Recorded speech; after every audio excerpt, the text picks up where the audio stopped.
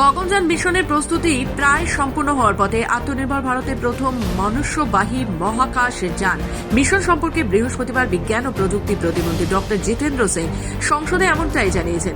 লক্ষ্য 2027-28 মধ্যেই G1 মিশনকে সফল করা।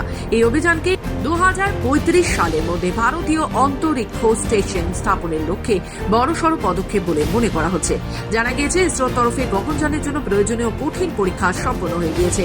GSLV Mk3 এর একটি উন্নত সংস্করণ HLVM3 সেটিকেই গগনযানে ব্যবহার করা হচ্ছে।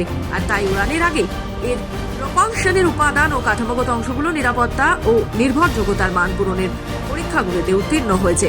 বাকি পরীক্ষাগুলোও সফল হয়েছে। এমনকি ক্রু এসকেপ সিস্টেম তথা CSO সংক্রান্ত পরীক্ষাও হয়ে গিয়েছে।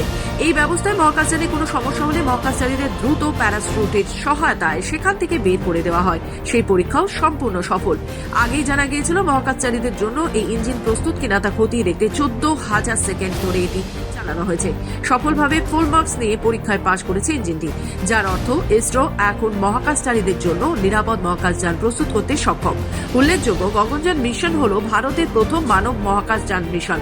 এর লক্ষ্য মহাকাশে ভারতের তরফে নভোস্টার পাঠানোর পাশাপাশি মহাশূন্যের নিজস্ব স্পেস স্টেশন তৈরি করা।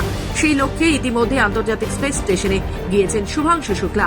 এই গগনযান মিশনে রয়েছে একাধিক ধাপ। সবকিছু সফলভাবে সম্পন্ন হলে আমেরিকা, রাশিয়া ও চীনের পর মহাকাশ প্রযুক্তিতে বিশ্বের চতুর্থ দেশ হয়ে উঠবে ভারতবর্ষ। ব্যুরো রিপোর্ট, খবর বাংলা।